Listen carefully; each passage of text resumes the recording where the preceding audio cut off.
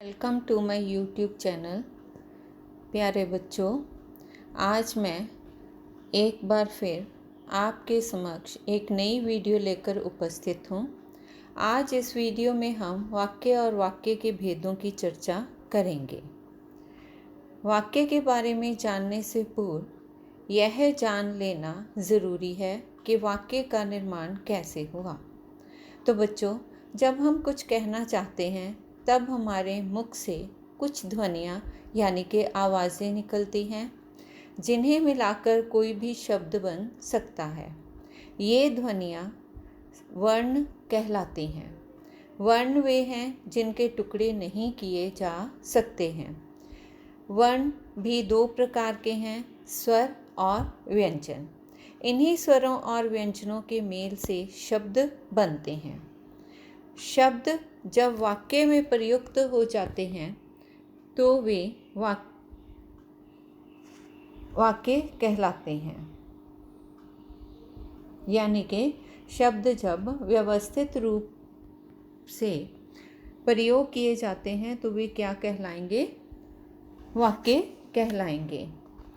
यहाँ यह जानना भी ज़रूरी है कि सार्थक शब्दों का समूह ही वाक्य कहलाता है। यानी कि दो या दो से अधिक शब्दों के सार्थक समूह को हम वाक्य कहते हैं। सार्थक समूह कैसा समूह होता है? कि जिन शब्दों का कोई अर्थ होता है।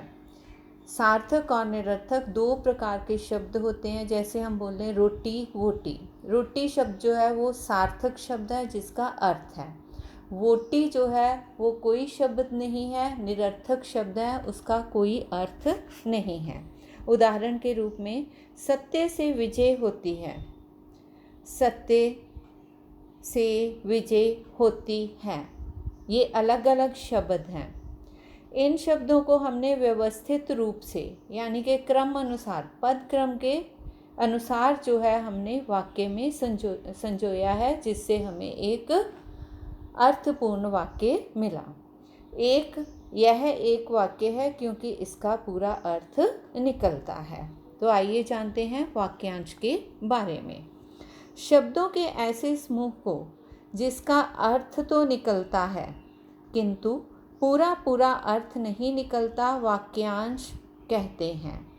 ठीक है, जैसे हम पढ़ते हैं वाक्यांश के लिए एक शब्द दीजिए, काम से जी चुराने वाला।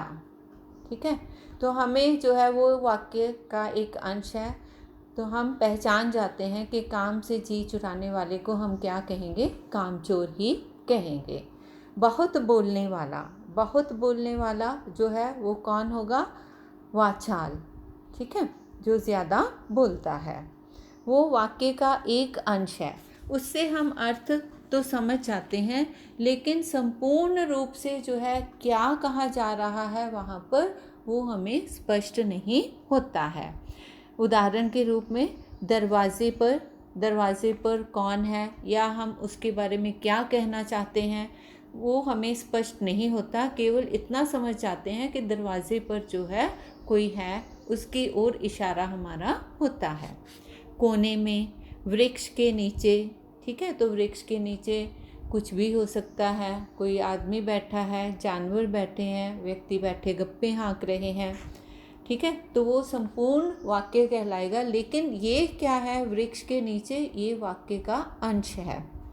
आधी का अर्थ तो निकलता है किंतु पूरा अर्थ नहीं निकलता, इसलिए ये वाक्यांश है। तो बच्चों, वाक्य और वाक्यांश में साधारण सा अंतर है। वो क्या है? बिल्कुल सूक्ष्म अंतर होता है कि वाक्यांश जो है वो वाक्य का एक अंश है, यानी कि वाक्य का एक भाग है। अंश का मतलब है भाग, जिससे हमें जो है क्या वो शब्द कहना चाहते हैं उसके बारे में जो है हम समझ तो पाते हैं, लेकिन संपूर्ण अर्थ हम केवल वाक्य में ही उनके प्रयुक्त होने पर समझ पाते हैं।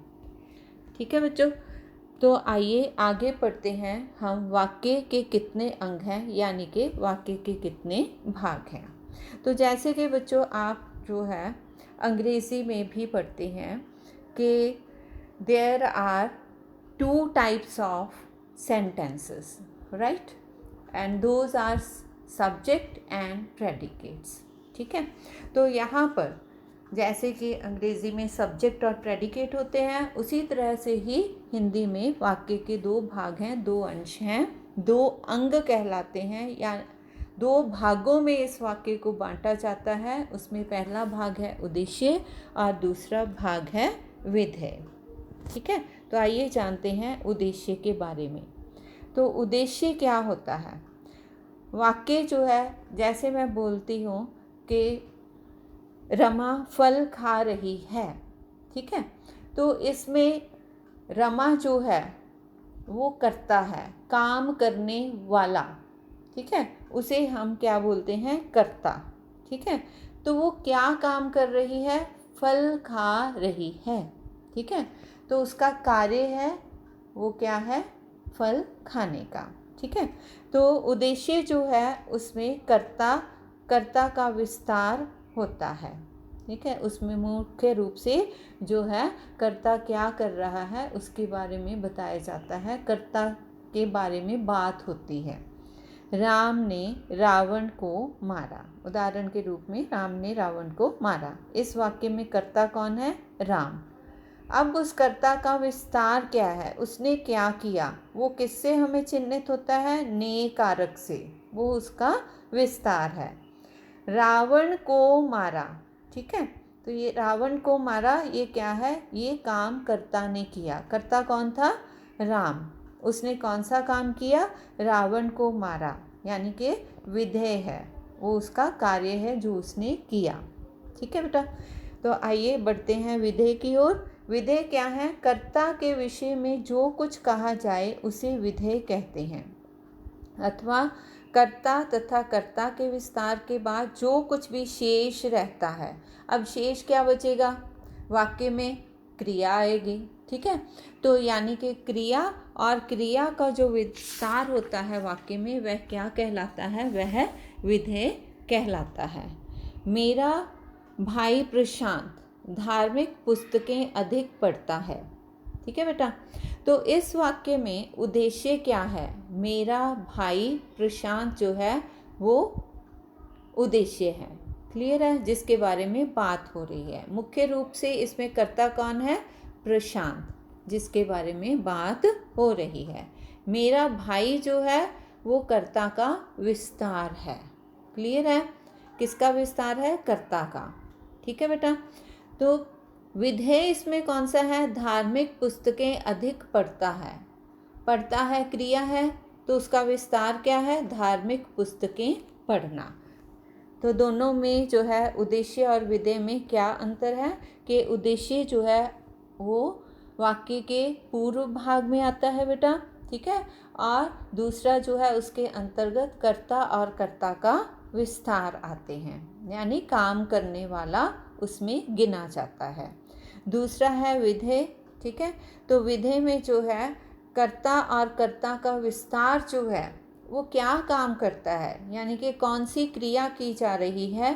ठीक है, तो क्रिया का विस्तार क्या है उसके बारे में हमें बोध कराता है, तो वहाँ पर जो है विधेय होता है, और यह वाक्य के उत्तर भाग में आता है। तो आइए आगे बढ़ते हैं वाक्य के भेदों की ओर। तो वाक्य के जो भेद हैं बेटा, यानी कि वाक्यों का निर्माण जो है दो प्रकार से किया जाता है। ठीक है, तो वाक्य किसी भी चीज़ों का निर्माण जो है किसी ना किसी चीज़ से किया जाता है। ठीक है, तो यहाँ पर वाक्य जो है वो किन चीज़ों से निर्मित होते हैं? दो प्रकार से इनका निर्माण किया जाता है। तो उसमें सबसे पहला जो आता है निर्माण वो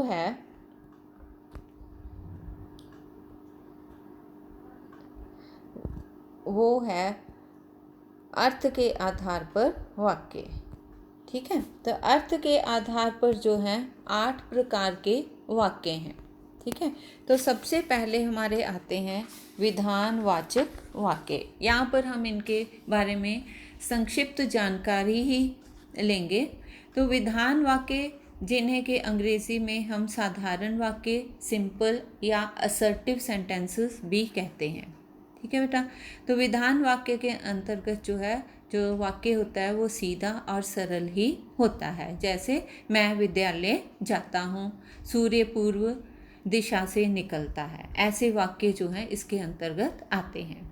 दूसरी प्रकार के वाक्य हैं निषेधवाचक वाक्य। निषेधवाचक जिसे हम नावाचक बोलते हैं, यानी कि जिसमें ना, नहीं, मत ऐसे शब्दों का प्रयोग होता है। उदाहरण के रूप में फूल मत तोड़ो, ठीक है। मैं दिल्ली नहीं जाऊंगा। मत और नहीं जो है वो किसकी ओर इशारा करते हैं? निषेध, ना की ओर इशारा करते हैं। और तीसरे प्रकार के हमारे वाक्य जो हैं अर्थ के आधार पर वो आते हैं, कौन से हैं? प्रश्नवाचक वाक्य। इन वाक्यों में कोई ना कोई प्रश्न पूछा जाता है और वाक्य के अंत में अक्सर प्रश्न सूचक चिन्ह जो है वो लगाया जाता है। जैसे तुम कहाँ जा रहे हो, ठीक है, हमें किधर मुड़ना है, इसकी उदाहरणें हैं। चौथे प्रकार के वाक्य आते हैं बेटा हमारे विस्मय आदि बोधक वाक्य, ठीक है। विस्मय आदि, विस्मय का मतलब है हैरान करने वाले, जहाँ पर शब्द हों, जैसे हे, अरे, वाह, ठीक है। तो इसमें हाय राम, छी छी ऐसे शब्दों का प्रयोग होता है, यानी कि हैरानी, शोक, घृणा या प्रसन्नता से जब कोई बात कही जाती है, ठीक है, तो उन शब्दों को जो है हम विस्मय आदि बोधक में लेते हैं। इसकी उदाहरण जैसे हाय राम, यह क्या हो गया, छी छी कैसी बातें करते हो, ठीक है। पांचवा प्रकार है इसमें आज्ञावाचक वाक्य। आज्ञावाचक जिसमें हम किसी को कोई हुक्म देते हैं, आज्ञा देते हैं, निर्देश देते हैं, ठीक है। तो जब आज्ञा दी जाए तो आज्ञावाचक वाक्य कहलाएगा। जैसे जल्दी पढ़ने बैठो, ठीक है, ये एक ऑर्डर है, आज्ञा है, ठीक है। बाहर जाओ, इधर आओ, ऐसे शब्दों का प्रयोग किया जाता है। छठा प्रकार है इसमें इच्छावाचक वाक्य, ठीक है। जैसे कि इसके नाम से ही हमें पता चलता है, इच्छा यानी कि इसमें चाह होती है, हम अपनी इच्छा को प्रकट करते हैं, जताते हैं, ठीक है। तो तुम्हारी आयु लंबी हो, ठीक है, तो हमारी इच्छा क्या है कि उस व्यक्ति की आयु जो है वो लंबी हो। सदा सुखी रहो, खूब आगे बढ़ो, ऐसे शब्दों, ऐसे वाक्यों का प्रयोग किया जाता है। संकेतवाचक वाक्य, ये सातवां प्रकार है हमारा। तो सातवें प्रकार के वाक्य में संकेतवाचक वाक्य आते हैं। तो इन वाक्यों के अंतर्गत कैसे वाक्य हम पढ़ते हैं जिनमें किसी की ओर कोई इशारा करके बात की जाती है, ठीक है। तो अगर मेरे साथ चलना है तो जल्दी तैयार हो जाओ, ठीक है। तो इसकी और उदाहरण हम लेंगे, जैसे ही बादल गिरे वर्षा होने लगी। और हमारा आठवां प्रकार है बेटा इसमें संदेहवाचक वाक्य, ठीक है। संदेह का मतलब होता है शंका। जब हमें थोड़ी सी भी शंका होती है तब जिन शब्दों का हम प्रयोग करते हैं, शायद, संभवतः, ऐसे शब्दों का हम प्रयोग करते हैं। जैसे हम बोलते हैं शायद आज वर्षा होगी, क्योंकि निश्चित नहीं है, ठीक है, अनुमान लगाते हैं बादलों को देखकर। संभवतः आज पिताजी आ जाएंगे, ठीक है। तो आइए आगे बढ़ते हैं। हमारी 10वीं कक्षा के पाठ्यक्रम में जिन वाक्य भेदों के बारे में हमने जानना है तो उनमें है रचना के आधार पर वाक्य भेद। तो बेटा रचना के आधार पर वाक्य भेद जो हैं वो 3 प्रकार के हैं। सबसे पहले हैं सरल वाक्य, जिन्हें हम साधारण वाक्य भी कहते हैं।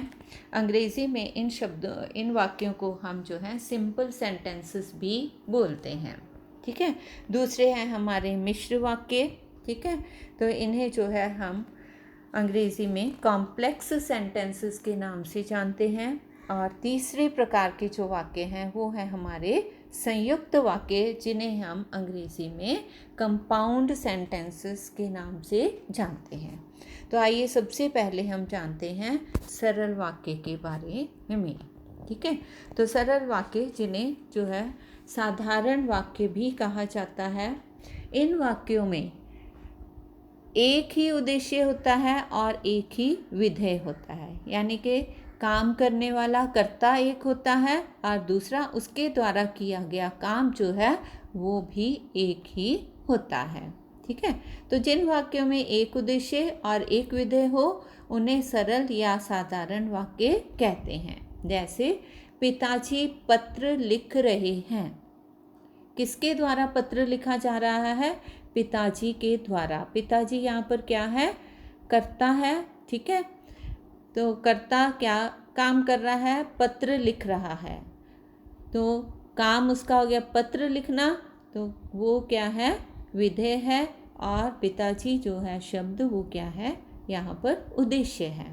दूसरी उदाहरण है हमारी, रेलगाड़ी बहुत तेज चल रही थी। इस वाक्य में जो है रेलगाड़ी के बारे में बात हो रही है, यानी कि कर्ता यहाँ पर कौन है? रेलगाड़ी, जो कि हमारा उद्देश्य है। कैसे चल रही है? बहुत तेज चल रही है। ठीक है, क्रिया और उसका विस्तार क्या है? बहुत तेज चलना। ठीक है, तो वो जो है क्या है? विधेय है। वाक्य में रेलगाड़ी उद्देश्य है, बहुत तेज चल रही है ये विधेय है। तो तीसरा जो हमारा वाक्य है, कक्षा के सभी बच्चे बुद्धिमान हैं। यहाँ पर कर्ता कौन है? बच्चे। उसका विस्तार क्या है? कक्षा के सभी। ठीक है बेटा, तो कक्षा के सभी बच्चे यहाँ पर उद्देश्य हैं। कैसे हैं वो? बुद्धिमान हैं। ठीक है, तो बुद्धिमान है वो क्या है? विधेय है। यानी कि जो सरल हमारे साधारण वाक्य हैं उनमें केवल एक उद्देश्य और एक विधेय होता है। तो आइए आगे बढ़ते हैं हम मिश्र वाक्यों की ओर। मिश्र वाक्य जिन्हें हम कॉम्प्लेक्स सेंटेंसेस के नाम से भी जानते हैं। तो इन वाक्यों में क्या होता है बेटा? ऐसे वाक्य हैं जिनमें सरल वाक्य के साथ साथ कोई दूसरा उपवाक्य भी होता है। ये वाक्य मिश्र वाक्य कहलाते हैं। तो इनमें जो है एक प्रधान उपवाक्य होता है और दूसरे वाक्य जो हैं उस वाक्य पर निर्भर करते हैं, यानी कि आश्रित उपवाक्य कहलाते हैं। तो मिश्र वाक्यों की रचना एक से अधिक ऐसे साधारण वाक्यों से होती है जिनमें एक प्रधान वाक्य होता है एवं दूसरा वाक्य आश्रित होता है। आश्रित का मतलब क्या होता है? डिपेंड करना, निर्भर करना। ठीक है, तो इस वाक्य में मुख्य उद्देश्य और मुख्य विधेय के अलावा एक या अधिक समापिका क्रियाएं होती हैं। यानी कि जिस प्रकार से सरल वाक्य में केवल एक क्रिया होती है, ठीक है बेटा, तो मिश्र वाक्य में एक से अधिक जो हैं क्रियाएं होती हैं और वो जो हैं समापिकाएं, ठीक है, समाप्त होने वाले वाक्यों के अंत में आती हैं। ठीक है, तो उसमें जो है उद्देश्य में भी क्रिया आएगी और जो है उसका आश्रित वाक्य है उसमें भी क्रिया आएगी। तो मिश्र वाक्य में प्रधान वाक्य को आश्रित उपवाक्य से जोड़ने के लिए, ठीक है, तो प्रधान उपवाक्य जो है उसे जोड़ने के लिए किन समुच्चय बोधक शब्दों का प्रयोग किया जाता है, किन अवयवों का प्रयोग किया जाता है, वो कौन से हैं? के, जो, क्योंकि, जितना, उतना, जैसा, वैसा, जब, तब, जहाँ, वहाँ, जिधर, उधर, अगर, यदि, तो, यद्यपि, तथापि आदि का प्रयोग किया जाता है। क्लियर है बेटा? तो यहाँ पर मैं आपको ये बताना चाहूँगी कि जब हम मिश्रित वाक्य जो है पढ़ते हैं तो उसमें एक से ज़्यादा योजक means conjunctions, right, which we read in our English section, they are known as conjunctions. Okay बेटा, तो जो योजक होते हैं वो कैसे होते हैं? राइमिंग वाले योजक होते हैं, जहाँ तहाँ, जब तब, जैसे तैसे, ठीक है, किंतु परंतु, ठीक है, इधर उधर, ये ऐसे शब्दों का प्रयोग होता है जो कि योजक शब्द कहलाते हैं। तो आइए जानते हैं इसकी उदाहरण। अध्यापिका चाहती है कि बच्चे मेहनत करें। ठीक है, तो यहाँ पर जो है अध्यापिका क्या चाहती है? बच्चे मेहनत करें। तो इसमें मुख्य उपवाक्य कौन सा है? अध्यापिका चाहती है। उसे जो है हमने कौन से योजक चिन्ह से जो है इन वाक्यों को जोड़ा? दूसरा उस पर आश्रित उपवाक्य था बच्चे मेहनत करें, उसमें हमने कौन सा योजक चिन्ह लगाया है? के। क्लियर है बेटा? तो दोनों जो हैं आश्रित उपवाक्य और प्रधान उपवाक्य जो हैं दोनों को जोड़ने के लिए हमने कौन से योजक का प्रयोग किया? के। क्लियर है? तो दूसरा इसमें वाक्य है राधा ऐसे खेल रही है जैसे बच्चे खेलते हैं। ठीक है, तो यहाँ पर देखो ऐसे, जैसे, ठीक है, तो इन शब्दों का जो है इन योजकों का हमने प्रयोग किया है। मुख्य उपवाक्य यहाँ पर कौन सा है? राधा ऐसे खेल रही है। दूसरे शब्दों में मैं आपको बता दूं कि किसी भी व्यक्ति के बारे में जो है पूर्ण रूप से पहले भाग में कहीं पर भी अर्थ स्पष्ट हो तो वो मिश्र वाक्य कहलाता है। ठीक है, तो दो जो हैं मुख्य उपवाक्य और आश्रित उपवाक्य कि यदि मध्य में कॉमा आ जाता है तो भी जो है सीधी सरल पहचान है कि वो मिश्र वाक्य है। क्लियर है बेटा? तो यहाँ पर मुख्य उपवाक्य कौन सा था? राधा ऐसे खेल रही है। ठीक है, तो देखो पूर्ण रूप से अर्थ स्पष्ट किया गया है कि राधा कैसे खेल रही है? ऐसे खेल रही है जैसे बच्चे खेलते हैं। ठीक है, तो आश्रित उपवाक्य इसमें कौन सा है? जैसे बच्चे खेलते हैं। बच्चे खेलते हैं ये आश्रित उपवाक्य है। इसे जैसे नामक योजक से जो है हमने दोनों वाक्यों को जोड़ दिया है, यानी कि प्रधान वाक्य को और आश्रित उपवाक्य को जोड़ने का काम किया। सीधे सरल शब्दों में मिश्र वाक्य जो है उसमें जो है सरल वाक्य के साथ साथ कोई दूसरा उपवाक्य भी होता है और इसमें उन वाक्यों को जोड़ने के लिए हम राइमिंग जो योजक हैं, ठीक है, उनका प्रयोग करते हैं। यहाँ वहाँ, जैसे तैसे, क्योंकि, लेकिन, किंतु, परंतु ऐसे योजकों का प्रयोग किया जाता है। तो आइए जानते हैं तीसरी प्रकार के रचना के आधार पर वाक्य भेद में। तो तीसरी प्रकार का वाक्य भेद है बेटा हमारा संयुक्त वाक्य।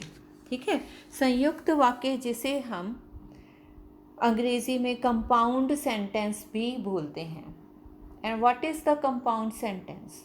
ठीक है, in which we make a sentence from the two sentences by joining them with a conjunction, right? And what is the conjunction? Which joins two words or two sentences to make a sentence. ठीक है, यानी कि complete sentence। तो संयुक्त वाक्य जो है उसमें अब मिश्र वाक्य में एक से अधिक योजक का प्रयोग होता है, इसके बारे में हमने जाना। तो यहाँ पर जो है बेटा संयुक्त वाक्य जिसमें दो या दो से अधिक वाक्य या खंड स्वतंत्र रूप से, यानी कि इसमें जो है दो या दो से अधिक जो है साधारण सरल वाक्य होते हैं जिन्हें हम जो है समुच्चय बोधक या अवयवों या जिसे हम योजक यानी कि कंजंक्शंस बोलते हैं के द्वारा आपस में जोड़ते हैं। तो सरल शब्दों में यदि मैं बोलूं तो जो संयुक्त वाक्य हैं उनमें जो है योजक शब्द के आधार पर जो है दो सरल वाक्यों को जोड़ा जाता है। जैसे बादल गरज रहे हैं और वर्षा हो रही है। इस वाक्य में दो सरल वाक्य हैं, बादल गरज रहे हैं और दूसरा वाक्य है वर्षा हो रही है। इसे हमने कौन से योजक से जोड़ा? एक वाक्य बनाया और योजक लगाकर हमने जो है एक वाक्य बनाया, बादल गरज रहे हैं और वर्षा हो रही है। तो दूसरी उदाहरण है गांधी जी भारत लौटे और उन्होंने पराधीन भारतीयों की दुर्दशा देखी। ठीक है बेटा। तो इसमें दो वाक्य कौन से हैं सरल? गांधी जी भारत लौटे, ये एक वाक्य है, और दूसरा है उन्होंने पराधीन भारतीयों की दुर्दशा देखी, ये दूसरा वाक्य है। अब इन दोनों वाक्यों को जोड़ने का कौन से योजक ने काम किया? और योजक ने। क्लियर है बेटा। तीसरा वाक्य है यहाँ पहले जंगल था परंतु अब घनी बस्ती है। ठीक है, तो यहाँ पर जो है एक वाक्य है यहाँ पहले जंगल था, तो इसमें दूसरा वाक्य है अब घनी बस्ती है। तो दोनों सरल वाक्यों को, साधारण वाक्यों को जोड़ने का काम कौन से योजक ने किया? परंतु योजक ने किया। ठीक है बेटा। तो संयोजक या समुच्चय बोधक अव्यय शब्द कौन से हैं वे? तथा, एवं, या, अथवा, और, परंतु, लेकिन, किंतु, बल्कि, अतः, इसलिए आदि। ठीक है, यानी कि इन शब्दों में से जिन्हें हम योजक बोलते हैं बेटा, कोई एक योजक जो है संयुक्त वाक्य में दोनों वाक्यों के मध्य में प्रयुक्त होता है। क्लियर है। तो इसमें विशेष रूप से जानना क्या ज़रूरी है? मुझे आज जल्दी जाना था, देर हो गई। ठीक है, वहाँ पर कॉमा लगा दिया। ठीक है, कॉमा का मतलब क्या है कि वहाँ पर एक योजक है। अब यहाँ पर कौन सा योजक था? लेकिन। मुझे आज जल्दी जाना था लेकिन देर हो गई। ठीक है बेटा। तो दूसरा इसमें वाक्य है वह ईमानदार नहीं है, परिश्रमी भी है। ठीक है, तो फिर देखो इसमें कॉमा लगा दिया गया। ठीक है, तो अर्ध विराम है वहाँ पर। तो उसे जो है जब हम बल्कि शब्द लगाकर इसे पढ़ते हैं तो क्या पढ़ेंगे? वह ईमानदार नहीं है बल्कि परिश्रमी भी है। ठीक है बेटा। तो आइए बढ़ते हैं आगे। रचना के आधार पर हमने 3 प्रकार के वाक्यों को जाना, और वे 3 प्रकार के वाक्य कौन कौन से हैं हमारे? सरल वाक्य, मिश्र वाक्य और संयुक्त वाक्य। ठीक है बेटा। अब सरल वाक्य जो है उनकी पहचान क्या है? सरल वाक्य में एक उद्देश्य होता है, यानी कि एक कर्ता होता है, और एक विधेय यानी कि एक कर्म होता है, उसका काम होता है। ठीक है, तो एक उद्देश्य और एक विधेय से मिलकर एक सरल वाक्य बनता है। जैसे सूर्यास्त होने पर कुहासा जाता रहा। ठीक है, तो सूर्योदय। ठीक है, सूर्योदय जो है यहाँ पर करता है, तो वो उद्देश्य है। होने पर कुहासा जाता रहा। ठीक है, तो ये जो है उसका कार्य था कि जैसे ही सूर्योदय होता है तो वहाँ से जो है कुहासा जाता रहा। ठीक है, तो ये जो है विधेय है, यानी कि एक उद्देश्य और एक विधेय जहाँ पर हो वहाँ पर सरल वाक्य होता है। ये सरल वाक्य की पहचान है। दूसरा जो हमारा वाक्य आता है बेटा वो है मिश्र वाक्य। मिश्र वाक्य में एक प्रधान उपवाक्य होता है और दूसरा उसमें आश्रित वाक्य होता है। तो इन प्रधान वाक्य और आश्रित उपवाक्य को जिन योजकों से जोड़ा जाता है वो कौन से होते हैं? के, जो, वह, जितना, उतना, जैसे, वैसे, जब, तब, जहाँ, वहाँ, अगर, यदि आदि। यानी कि राइमिंग जो वर्ड्स होते हैं, शब्द होते हैं, उनके माध्यम से, उन योजकों के माध्यम से हम जो है प्रधान वाक्य और आश्रित उपवाक्य को जोड़ते हैं।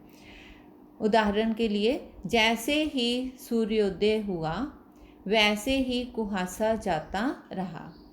ठीक है, अब यहाँ पर प्रधान उपवाक्य कौन सा है? सूर्योदय होना। ठीक है, और इस पर आश्रित उपवाक्य कौन सा है? सुहासा जाता रहा। अब इन दोनों को, प्रधान उपवाक्य और आश्रित उपवाक्य को जोड़ने का कार्य जो है किन शब्दों ने किया? जैसे, वैसे, इन शब्दों ने जो है उनको जोड़ने का काम किया। ठीक है, यानी कि जहाँ पर जो है एक प्रधान उपवाक्य और दूसरा आश्रित उपवाक्य होता है और उन्हें जो है कोई भी योजक जो है वो जोड़ने का कार्य करते हैं। योजक कैसे हैं? जो कि राइमिंग वाले होते हैं। ठीक है, तो वहाँ पर मिश्रित वाक्य होता है। और तीसरी प्रकार के हमने वाक्य जो पढ़े वो थे हमारे संयुक्त वाक्य। संयुक्त वाक्य में जो है दो वाक्य होते हैं और दोनों ही जो है कैसे होते हैं? सरल वाक्य होते हैं। ठीक है, तो उन सरल वाक्यों को जोड़ने का कार्य जो योजक करते हैं वो कौन से होते हैं? और, एवं, तथा, या, अथवा, इसलिए, फिर भी, किंतु, परंतु, लेकिन, पर, अतः, तो, नहीं, तो, आदि। ठीक है, तो इसके उदाहरण देखते हैं। सूर्योदय हुआ और कुहासा जाता रहा। इस वाक्य में सूर्योदय हुआ ये सरल वाक्य है, एक वाक्य है, और दूसरा सरल वाक्य इसमें कौन सा है? कुहासा जाता रहा। अब इन दोनों सरल वाक्यों को, सूर्योदय हुआ, कुहासा जाता रहा, को जोड़ने का कार्य कौन से योजक ने किया? कौन सी कंजंक्शन ने किया? और योजक ने किया। तो उम्मीद है आपको जो है सरल, संयुक्त और मिश्र वाक्य वे समझ आ गए होंगे। तो बच्चों, अगर आपको मेरी ये वीडियो अच्छी लगी तो जल्दी से इसे लाइक करें, शेयर करें और सब्सक्राइब ज़रूर करें। धन्यवाद।